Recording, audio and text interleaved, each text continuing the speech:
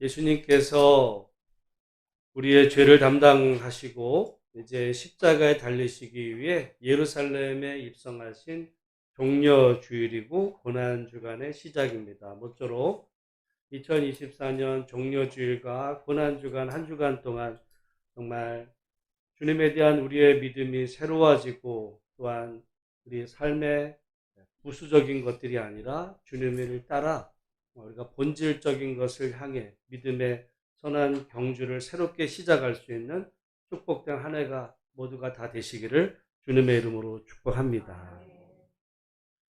우리가 1년의 모든 주간들을 다 경건하게 또 나름 믿음 안에서 보내야 되지만 특별히 이번 한 주간만큼은 교회에서 공식적으로 고난주간 특별 새벽 기도회를 하지는 못한다 할지라도 여러분들이 시간을 내서 한 주간 하나님 앞에 기도하면서 예수님은 정말 나에게 어떤 분이시고 성경을 통해 계시하신 하나님은 누구신지 그리고 나는 믿음 안에서 어떻게 살아야 될지에 대해서 한번 깊이 있게 여러분 스스로에게도 되물어 볼 수 있는 복된 시간이 되기를 소망합니다. 예수님은 지금 30 또는 33살의 나이에 예루살렘에를 올라가고 계세요. 그리고 돌아가십니다. 몇 살에? 아마 지금 많은 분들이 여기 지금 33은 이잖아요. 여러분, 우리가 남 이야기니까 뭐 별로 이렇게 대수롭지 않게 생각하겠지만 예수님의 입장이 돼서 우리가 33세 지금 죽음을 앞에 두고 이제 죽음의 자리로 올라갈 때 사람의 마음을 여러분 어떻게 비교할 수 있겠어요? 아, 예수님이니까 뭐 어차피 살아나실 거니까. 여러분 그렇지 않아요. 예수님이 예루살렘에서 이제 잡히시던 날 밤 겟세마네에서 기도하실 때 뭐라고 그러시냐면 내가 고민하여 죽게 되었다. 십자가를 앞에 두고 예수님이요. 그 걱정스러운 마음에 내가 지금 죽을 지경이 됐다. 그러니까 예수님도 십자가가 두려우셨던 거예요. 여러분, 예수님은 뭐 특별한 분이라서 앞에 죽음의 소식을 듣고도 나는 죽음 앞에 당당해. 그렇지가 않아요. 여러분 만약에 우리들의 인생길에 만약에 여러분 삶에 앞으로 만약에 남은 삶이 1주간이다. 여러분의 남은 삶이 1주간이라고 그럴 때 우리는 어떤 마음을 갖겠는가?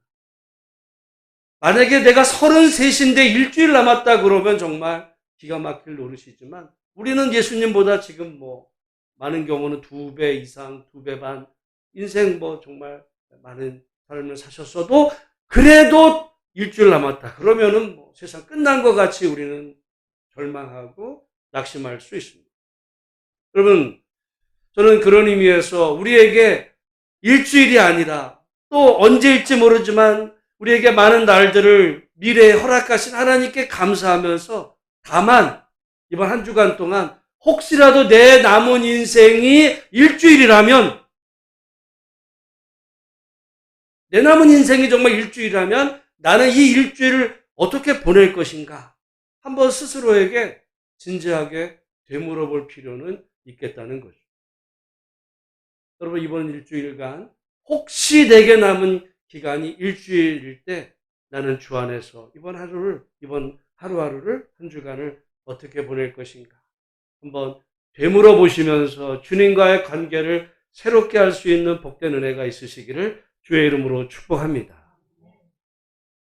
그 유대 출신의 유명한 철학자 스피노자가 있어요. 그 유명한 말을 했어요.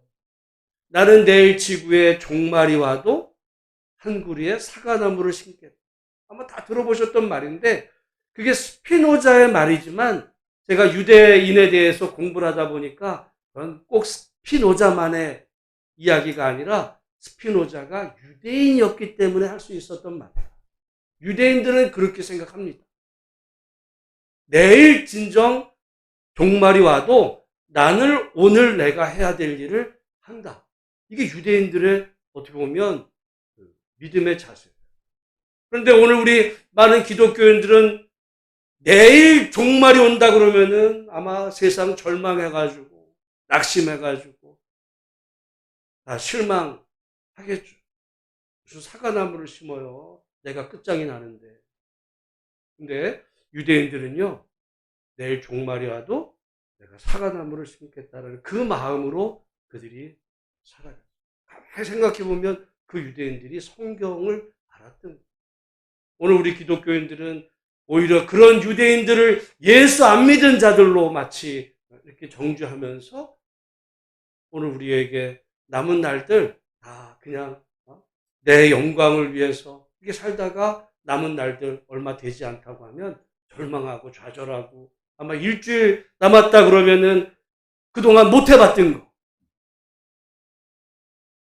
아마 실컷 먹어보자든지 실컷 볼 거 보자든지 쓰고 가자 이런 마음일 텐데 여러분 진정 우리 하나님 안에서 우리의 삶이 무엇이고 내가 섬기는 하나님은 어떤 분이시고 나는 어떤 자세로 믿음의 삶을 살아야 되는지 내게 남은 기간이 일주일이라 할지라 아니 오늘 내게 남은 시간이 단 하루라 할지라 내가 주 안에서 어떻게 내 삶을 살겠는가 그런 마음가짐으로 하루를 살고 일주일을 살고 한 달, 1년 그렇게 주님 부르시는 날까지 살아드리는 그런 계기가 이번 고난주간 우리 모두 가운데 있어서 다음 주 맞이하는 부활주일이 단지 1년에 한 번 부활주일이 아니라 정말 우리의 생명이 주 안에서 회복되는 복된 부활주일 아침을 기쁨으로 맞이하는 우리 모든 성도들이 다 되시기를 주의 이름으로 축복합니다.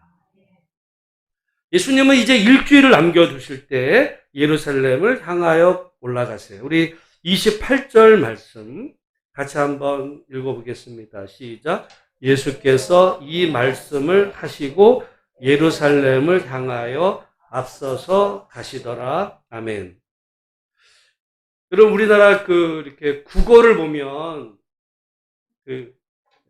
주어가 있고 동사가 있고 근데 이제 형용사 또는 명사, 부사 이런 이렇게 문법적인 용어들이 있는데 여러분 오늘 28절을 이렇게 말씀하실 수도 있어요. 예수께서 예루살렘을 향하여 가시더라. 이렇게 말하면 말이 돼요, 안 돼요?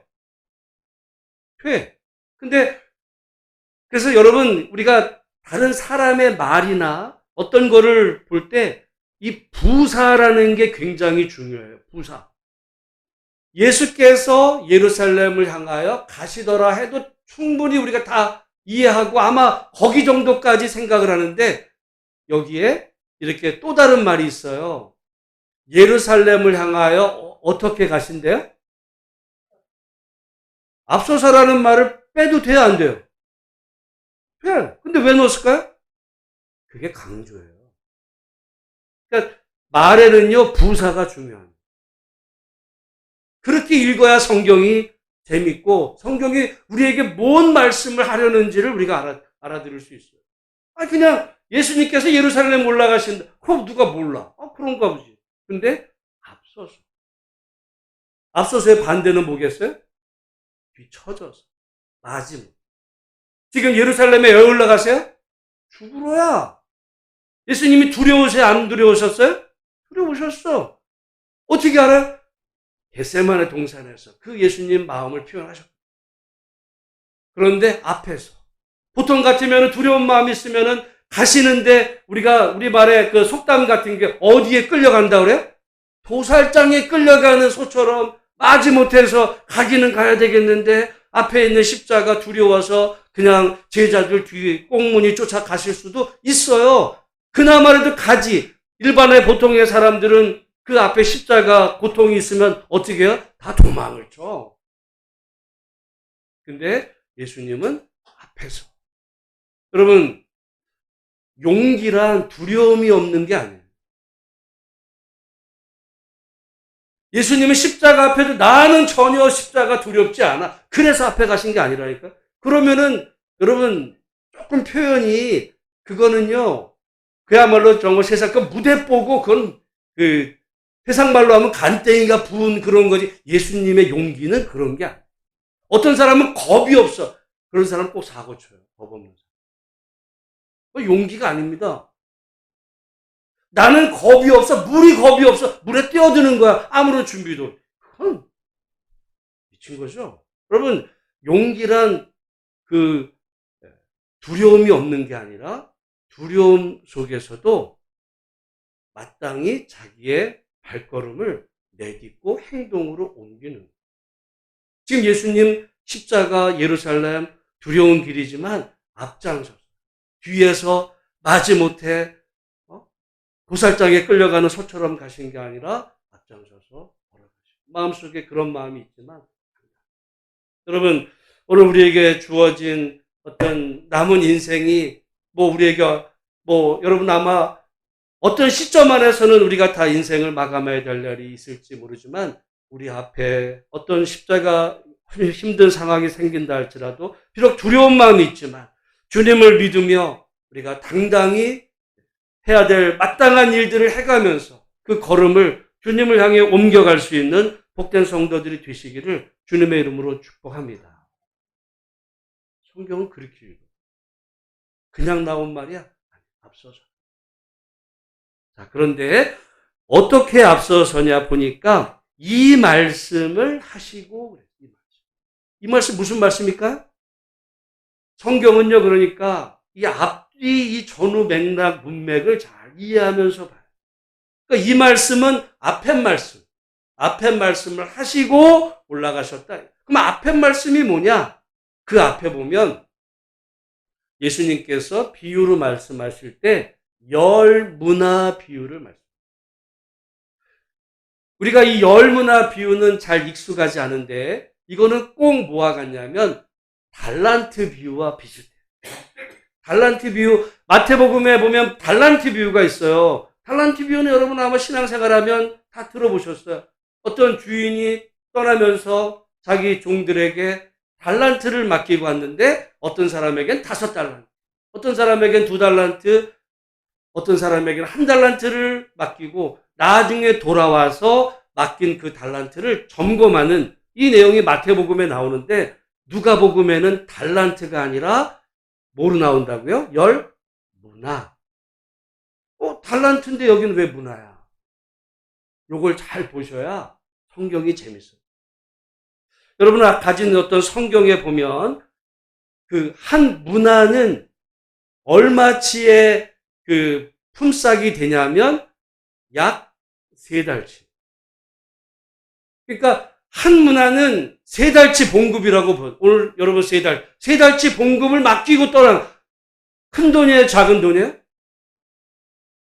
자, 그런데 달란트는 며칠치 그 봉급이냐면 6천일. 그거를 대충 만약에 그 주 5일로 만약에 오늘로 해가지고 약간 하면 계산해 보면요. 6천일이라는 거는 20년입니다. 한 달란트가 대략 몇 년치라고요? 20년. 5달란트는 100년치. 그러니까 마태복음에 나온 이 달란트는요. 어마어마한 숫자에 오늘 우리로 말하면 아마 수십억 이렇게 되는 거야. 근데 문화 비유는 3달치. 이것도 많다고 그래. 왜 차이가 나요? 그래서 제가 이거 여러 번 얘기했어요. 마태복음은 부자였어요. 누가복음은 가난한. 그 차이가 나. 근데 내용의 구조는 똑같아. 어쨌든 큰 돈을 맡기고 갔다가 이제 주인이 이제 와서 나중에 그 회개를 하는데 근데 그 사람들이 오늘 문화 비유에 한번 19장 말씀 그 앞에 보면 그 맡은 사람들이 어떤 생각을 하냐면 14절 말씀, 15절 말씀 같이 한번 읽어보겠습니다. 마가복음 19장 14절, 15절 같이 읽습니다. 시작. 그런데 그 백성이 그를 미워하여 사자를 뒤로 보내어 이르되 이 사람이 우리의 왕됨을 원하지 아니하나이다 하였더라. 15절. 귀인이 왕위를 받아가지고 돌아와서 은하를 준 종들이 각각 어떻게 장사하였는지를 알고자 하여 그들을 부르니. 지금 예수님이 지금 이 열 문화 비유를 하시면서 주인 얘기를 하시는데 그 종들은 그 주인이 어떤 분이라는 거를 이제 알게 된 거예요. 그 주인이 누구라는 거예요? 이 사람이 우리의 누가 됨을 원하지 아니었다 그래요? 왕. 예수님이 이 비유를 왜 하셨어요? 예수님은 이 비유를 통해 자신이 누구신 거를 말씀하신 거예요. 자신이 누구라는 거예요? 왕이다. 그 왕으로서 지금 예루살렘에 올라가신 거예요. 이 말씀을 하시고 열문화 비유를 하시고 자신이 왕이라는 사실을 선포하시고 예루살렘을 향해 올라가시는데 그 사람들은 그 예수님이 왕이라는 걸 인정하고 싶지 않아요? 인정하고. 그래서 어떻게 한다고 그래요? 죽이려고 해요. 여러분, 사실은 오늘 이 본문의 말씀을 통해 예루살렘에 올라가시는 예수님, 고난주간 종려주의를 맞으며 성경이 우리에게 말씀하시는 예수님은 누구신가? 한마디로 표현하면 누구라고요? 예수님은, 우리 한번 따라하겠습니다. 예수님은 왕이시다. 예수님은 주인이시다. 여러분, 예수님은 주인이신 거예요. 누구의? 우리 모두의 주인이시다. 저는 복음이 뭐냐? 우리 한국교회 안에서 복음 그러면 내가 예수 믿고 구원받아 천국 가는 게 복음이다. 천국 복음. 반쪽이에요. 제가 볼 때는 50점도 아니고 그건 빵점이에요. 성경에서 말하는 복음은 내가 예수 믿어가지고 구원받고 천국받고 복받고 잘 살고 행복하게 사는 그게 복음. 그건 내가 복음, 나한테 복음이지. 성경이 말하는 복음은 나에 대한 이야기가 아니라 주님에 대한 이야기인데 결국은 주님은 누구시다? 왕이시다. 이게 복음. 따라하겠습니다. 복음은 예수님이 왕이시다. 우리가 예수 믿고 구원받은 하나님의 자녀 된다는 건 다른 게 아니라 내가 예수 믿으면 하나님이 나를 복을 주셔가지고 내가 행복하게 살 거야. 그 얘기가 아니고요. 예수님이 나의 왕이십니다. 나는 그분의 뭐예요? 백성이고 그분의 자녀고 그분은 마땅히 나의 주인이십니다. 생명의 주인. 이것을 우리 마음과 삶 속으로 고백하는 그 사람에게 하나님의 구원이 임했다지 내가 예수를 믿으면 복 받습니다. 그래서 그런 사람은요 아무리 예수를 믿어도 안 변해. 왜? 예수는 나에게 복을 주시는 분이야. 도와주시는 분. 행복하게 하고 부자 되게 하고 성공하게 하다가 죽으면 천국까지 인도하시는. 근데 그 인생의 주인은 누구예요? 자기야. 성경에서 말하는 복음은 예수님이 왕이시고 우리는 그분을 따르는 주의 백성. 그래서 예수님 뭐라 그래요? 나를 따라오려거든 자기 십자가를 지고 따라. 우리는 따라가는 백성. 주인은 우리가 아니에요. 오직 주님만이 주인이시라는 사실. 예수님은 지금 예루살렘에 올라가실 때 자신이 왕이라는 것을 선포하시고 당당히 그 앞길로 향해서 죽음을 향해 나아가시는 예수님. 그분은 왕이시다. 이 종려주의를 맞고 고난주간을 보내면서 내가 주인이 아니라 예수님이 주인이라는 사실이 여러분의 마음속에 분명히 믿어지는 은혜가 있으시기를 주의 이름으로 축복합니다. 이거를 이제 사형리에서는 주인이 바뀌는 거예요. 예수 믿는다는 거는 주인이 바뀌는 겁니다. 내 인생의 보좌에 내가 앉아있던 사람에서 그 보좌에서 내가 내려앉고 예수님을 나의 그 인생의 보좌로 앉혀드리고 그거를 CCC 이 기독교에서 이 사형리를 통해서 그건 정말 기독교의 핵심을 찔렀다고 저는 생각합니다. 자, 그래서 예수님께서 이제 올라가시는데 저는 오늘 본문의 말씀을 저도 한동안 제가 사실은 신학교를 들어가고 목사가 돼도 이 본문의 말씀을 이해를 잘 못했어요. 왜? 예수님이 지금 뭐라고 말씀하시냐면 제자들에게 이제 명해서 어떤 마을로 가가지고 거기 아무도 타보지 않은 내아기 새끼가 매어 있는 것을 보리니 풀어 끌고 오라 그랬어요. 그래서 사람들이 이거 왜 너 이 일을 하느냐? 그러면 주가 쓰시겠다 하라. 왜 말하라 그랬어요. 저는 이 말씀을 잘 이해를 못했어요, 솔직히. 아마 여러분도 다 이해를 못할지도 몰라요. 왜냐하면 이 말에 이 나귀의 주인이 있었어요, 없었어요? 있었어요. 뭐라 그러냐면 33절, 34절 같이 한번 읽어보겠습니다. 나귀 새끼를 풀 때 그 임자들이 이르되 어찌하여 나귀 새끼를 푸느냐?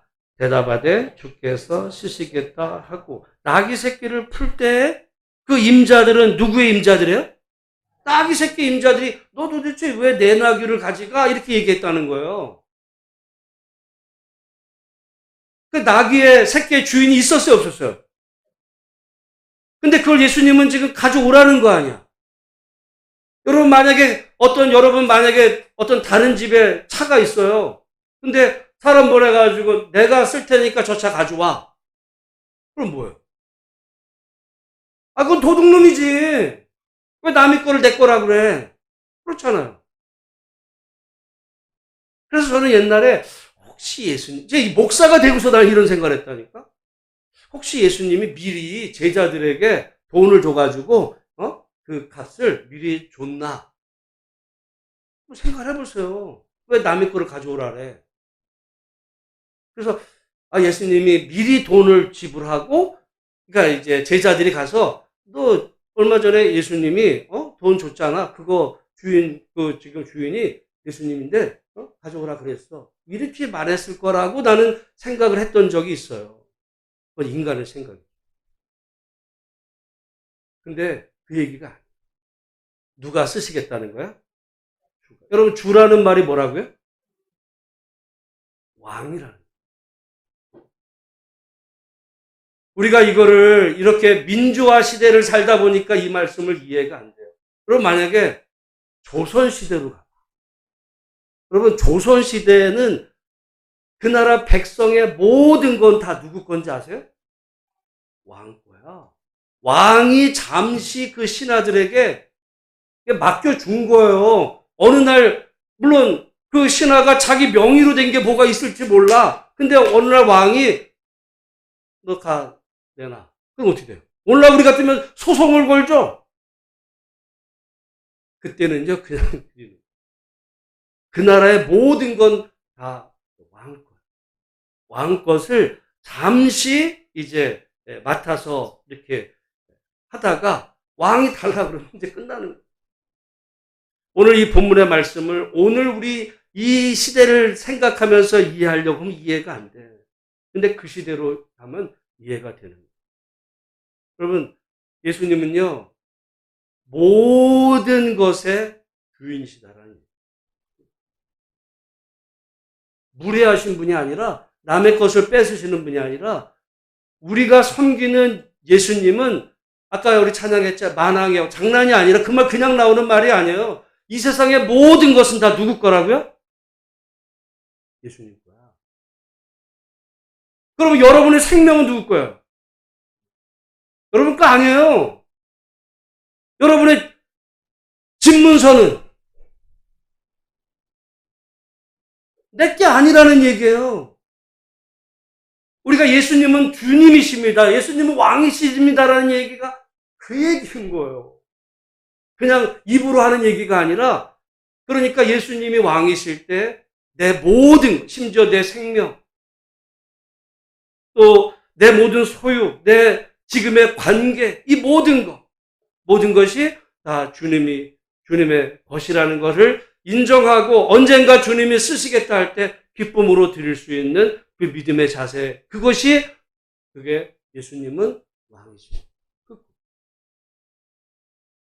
그래서 우리가 사도행전 지난주까지 봤지만 초대교회 성도들이 정말 그 은혜와 성령이 충만했을 때 자기 소유를 바칠 수 있었던 거 자기 거라고 생각하면 절대 못 드려요. 그러다가 어느 날 이 아나니아 삽비라가 자기 거라고 생각이 들었어. 욕심 부렸다가 죽임을 해.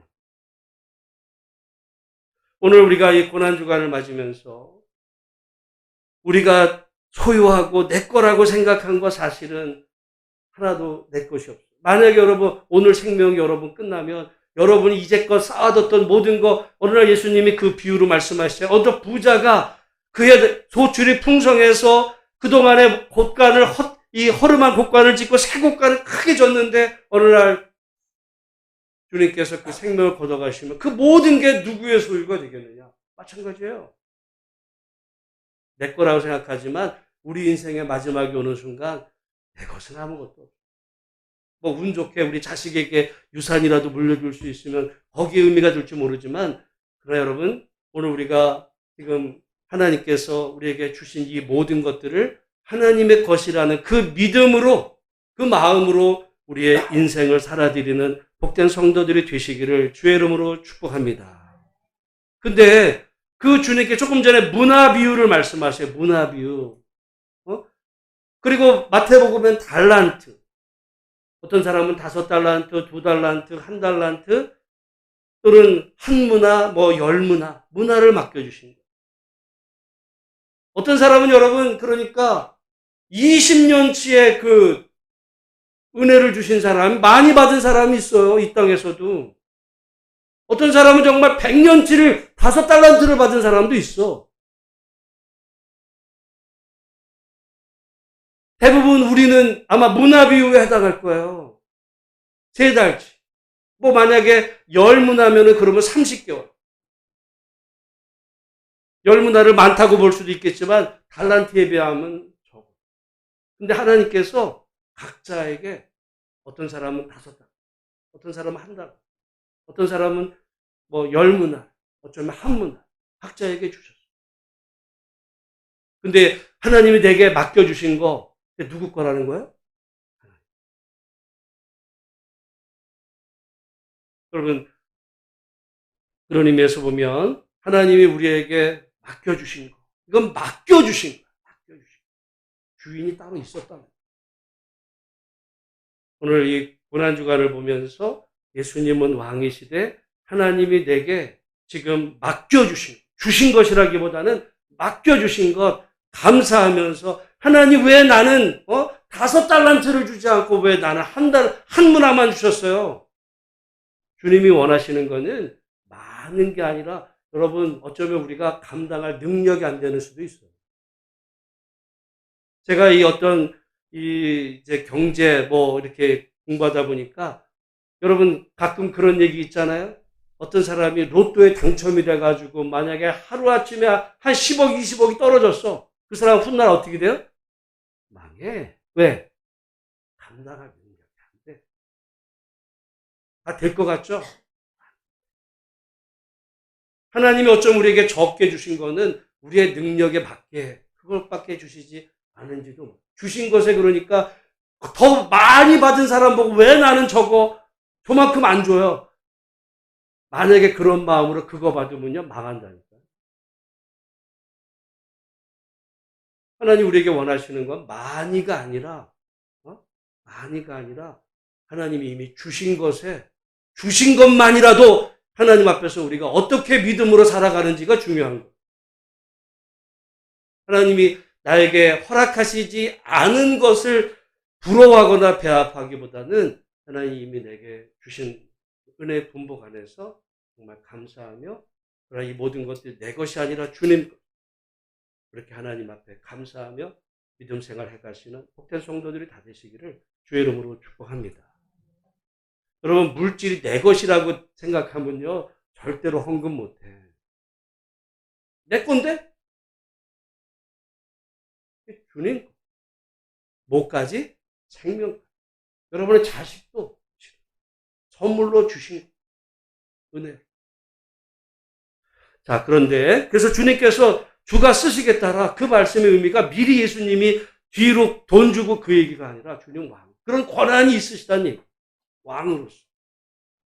자, 그렇게 해서 예루살렘에 지금 올라를 가실 때 그 사람들이 이제 예수님을 맞이할 때 예수님이 지금 뭐를 타고 올라가시냐면 여기 말씀에 뭘 풀어 오라고 그랬어요? 뭘 데리고 오라고?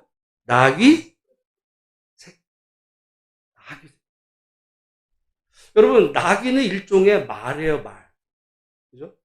우리 옛날에 7, 80년대에 지금 가만히 저도 생각을 해보면 아마 80년대에도 그랬어요. 저 정자동 그쪽에서도 이렇게 보면 가끔 길에 이 노새들이 있어요, 노새.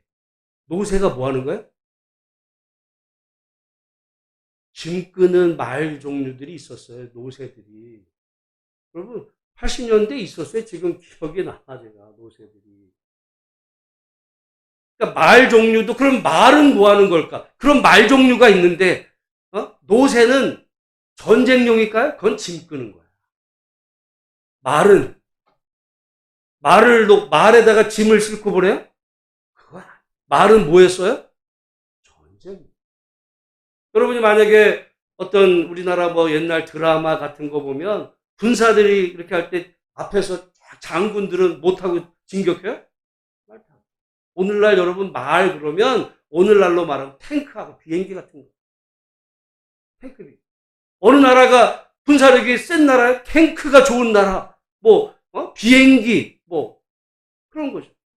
그래서 예수님께서 지금 말을 타시고 예루살렘에 들어가신 게 아니라 뭘 타셨다고요? 나귀의 새끼. 의미가 있는. 여러분이 성경 스가랴서 말씀에 9장에 나오는데 여기 지금 우리 주보의 성시교독에 이렇게 세 번째 항목에 이렇게 되죠. 보라, 내 왕이 내게 임하시나니 그는 공의로우시며 구원을 베푸시며 그 다음에 뭐해서? 겸손하여서 나귀를 타시니 나귀의 작은 것 곧 나귀 새끼니라. 이 말이요, 구약 성경에 있어요. 지금 그러니까 예수님이 그냥 하는 게 아니라 예수님의 이 말씀은 구약 예언의 성취인데 왜 나귀 새끼를 타셨냐면 뭐 해서? 겸손하다. 그는 공의로우시며 구원을 베푸시고 겸손해서 나귀를 타는데 나귀에서도 나귀 애미가 아니라 나귀의 새끼를 타실 만큼 겸손하다. 이걸 갖다가 예수님은 체중이 얼마인데 나귀 새끼 그 불쌍한 걸 타? 이렇게 얘기합니다. 겸손하여서 왕인데 겸손. 여러분 왕은요. 사람들은 여러분 겸손한 왕을 원할까 안 원할까요? 솔직히 안 원해요. 겸손한 왕. 어떤 왕을 원해요? 강력한 왕을 원합니다. 모든 사람들은 강력한 제왕. 겸손한 왕을 원하지 않아요. 근데 예수님은 왕이신데 겸손. 보통 겸손한 왕은 어때요? 무능력하다고 생각해요. 그렇죠. 그 왕은 겸손한 왕. 그러면 저는 기독교가 다른 종교와 결정적으로 다른 게 이런 데 있는 거예요. 제가 사실은 다른 종교들 책을 읽어보면 정말 은혜될 때가 많아요. 표현이 이상할지 모르지만 사람이 어떻게 살아야 되는지에 대한 게 오히려 그런데 더 좋은 글들이 많아요. 여러분 유명한 철학자들의 그런 말들이 나쁜 얘기를 다 거기 써둔 줄 아세요? 좋은 말들 많아요. 공자의 글이 나쁜 줄 아세요?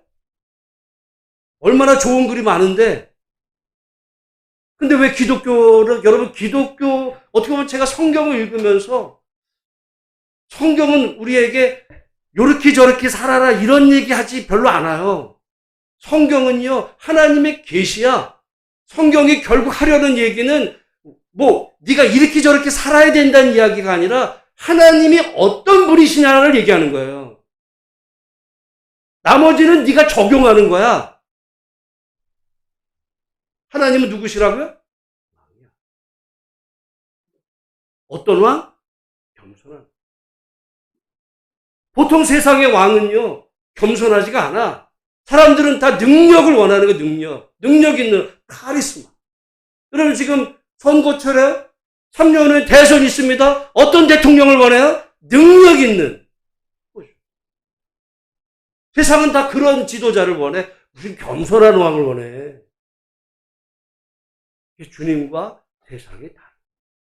기독교가 다른 거랑 다른 종교든 이 세상과 결정적으로 다른 게 여기.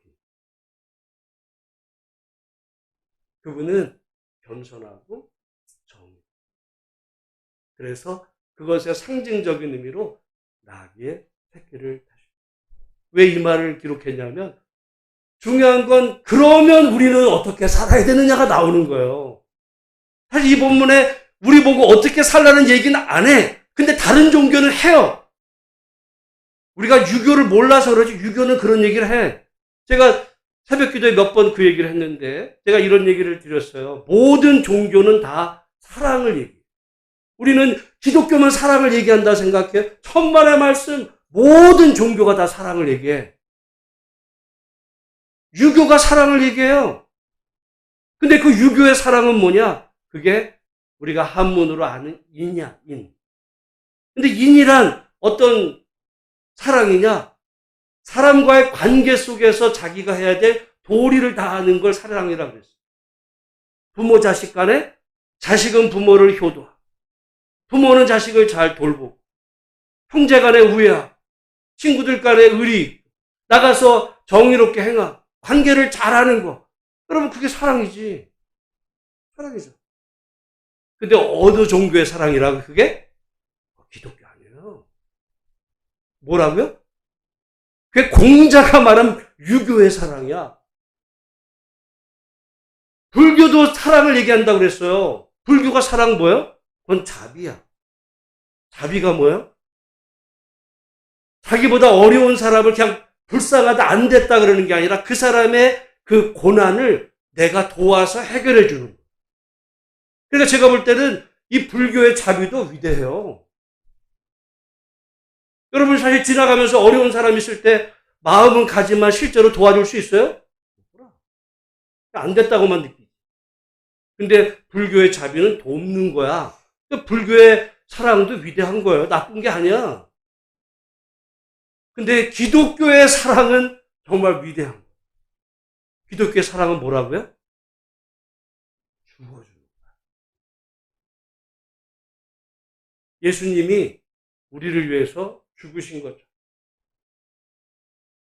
그래서 예수님이 뭐라고 말씀하셨냐면 친구를 위하여 목숨을 버리는 것보다 더 큰 사랑이 없나니 그 얘기입니다. 상대방을 위해서 죽어주는 사람 그걸 아가페라. 왜냐하면 하나님이 그렇게 하셨습니다. 어떻게 보면 그래서 기독교는 사실은 실현 불가능한 종교를 우리가 믿고 있는지도 몰라요. 유교는 할 수 있어. 부모 효도하고 뭐 자식 잘 키우고 형제간에 우애 있고 여러분 그런 가르침 받으면 좋잖아. 근데 많은 사람들은 그걸 기독교라고 여겨. 그건 기독교가 아니고 유교에서 가르치는 거야. 공자 가르친 거야. 기독교는요. 그를 위해서 친구를 위해서 목숨을 받죠. 그걸 사랑이다. 그러니까 어려워. 그래서 기독교는 위대한 거예요. 그래서 예수님은 우리에게 이렇게 저렇게 하라 얘기하지 않고 우리 하나님이 어떤 분이신지 그 다음부터는 우리가 예수님을 누구라고 생각하는 만큼만 헌신하게 되어 있습니다. 예수 믿고 유교인처럼 살 수 있어요. 아니 예수 믿으면서 무당 찾아가는 사람들 같이 살 수 있어요. 지 가족만을 위해서 내 가족, 내 새끼, 나 요것만의 사랑을 위해서 나는 사랑이 많아. 고슴도치 자기 자식 살아가는 것 같이. 그걸 기독교인 줄 알아. 아니야. 여러분 오늘 이 고난주간 시작하면서 종료주일에 예수님은 자신이 왕이십니다. 그런데 세상에 어떤 그 왕 같은 군림하는 왕이 아니라 겸손한 왕. 그래서 나귀 새끼를 다시. 예수님 뭐라고 그러셨어요? 세상에 많은 어떤 그 주권자들은 자기가 으뜸이 되려고 그래. 그러나 예수님은 네가 으뜸이 되려고 하거든 모든 사람을 섬기는 자가 되어요. 그게 기독교인 거예요. 예수 믿으면 복 받는 게 기독교 아니야. 예수 믿으면 남을 위해서 죽어줘. 그게 기독교인 거야. 여러분 오늘 이 고난주간에 그래서 제가 처음에 말씀을 드렸어요.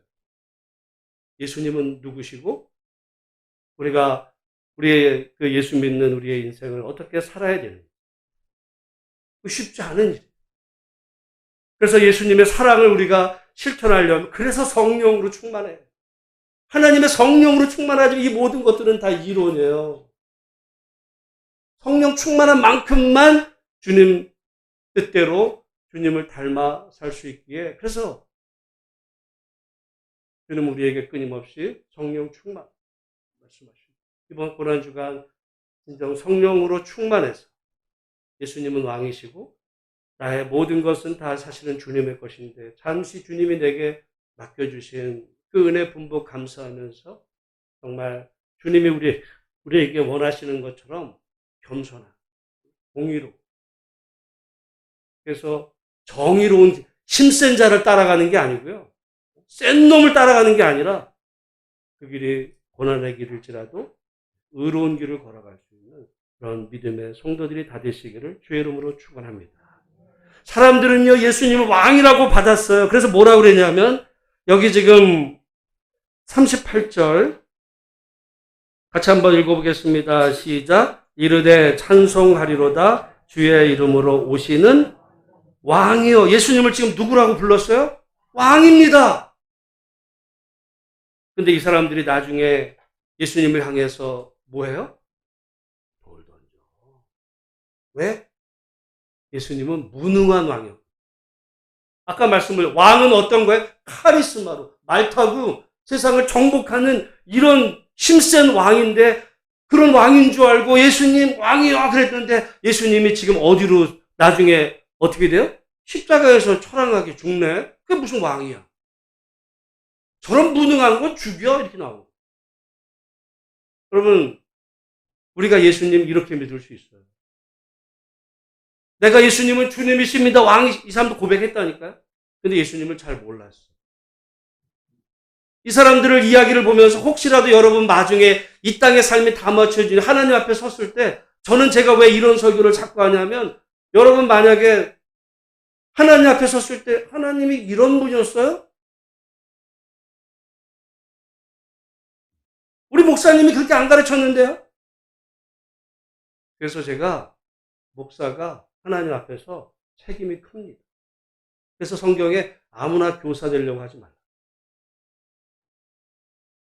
그래서 여러분 예수님이 왕이신데 그분은 겸손하여서 그분은 십자가로 가시는 세상에 볼 때는 세상 사람은요 그런 왕은 원하지 않아. 능력 있는 왕을 원하지.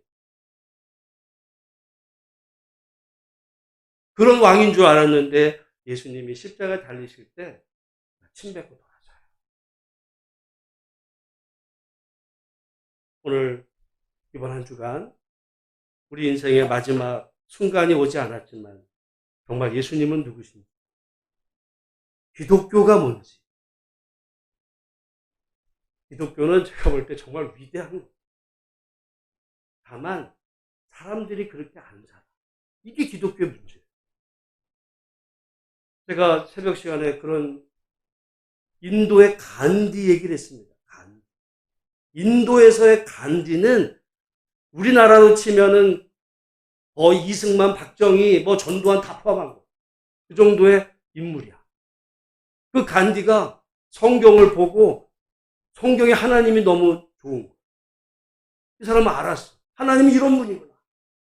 영국에 유학을 갔네? 근데 교회가 간디를 쫓아내요. 왜? 시커먼 놈이 왔어요. 어디 시커먼 놈이 여기를 들어와. 간디가 거기서 실망해요. 그래서 간디가 유명한 말을 합니다. 나는 예수님은 좋지만 기독교는 싫어한다. 어쩌면 오늘 우리가 그런지도 몰라. 성경에 예수님 하나님 너무 위대한데 과연 우리가 정말 그 합당하게 살고 있는지는 늘 끊임없이 되물어볼 필요가 성경은 구체적으로 우리 보고 이렇게 살아 저렇게 잔소리하지 않아요. 잔소리하지 않아요. 큰 원칙을 제시해요.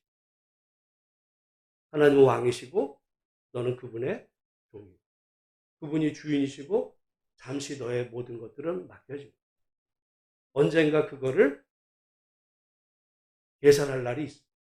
그때를 기억하면서 오늘을 사는데 오늘 살아가는 중에 으뜸이 되려 하지 말고 너는 다른 사람을 섬기는 종이 돼. 나를 따라오려거든 너의 십자가를 지고 나를 따라. 그래서 우리가 어떻게 사는지는 그거에 따라서 큰 원칙에 따라서 자기가 적용하는 거예요. 그렇게 부모를 사랑하고 그렇게 자식을 사랑하고 부부간에 이거 불교 유교는요 구체적으로 말해요. 기독교는 말하지 않아. 물론 여러분 에베소서의 말씀에 보면 뭐 자녀들아 부모를 여러분 그런 구절이 성경에 몇 구절이나 돼요. 그런 얘기 별로 안 해. 나머지는 하나님이 어떤 분이신지를 알면 나머지는 그냥 자동인 거예요. 그래서 쉽기도 하고 어렵기도 하고. 기독교는 쉬울 수도 있고 어렵고. 모쪼록 이 고난주간에 내가 믿는 예수님이 어떤 분이신지 그분을 왜 바로 알아야 되냐면 그래야 우리가 어떻게 사는지에 대한 답이 거기 있어요. 뭘 회개하느냐? 그분의 말씀처럼 못 사는 걸 회개해야 됩니다. 아, 나 도둑질 안 했는데 그 얘기하는 기독교를 너무 유치하게 만드는 수가 많아요. 모쪼록 우리가 이 고난주간에 내가 믿는 예수님 만왕의 왕이시라는 사실의 의미를 잘 한번 한 주간 묵상하시고 내 생명이 끝나는 날 내가 그토록 갈망하던 그 주님을 만날 나는 준비가 되어 있는지 돌아보면서 이번 한 주간 기도하시고 부활의 주일을 기쁨으로 맞이할 수 있는 우리 모든 성도들이 다 되시기를 주님의 이름으로 축원합니다. 하나님 아버지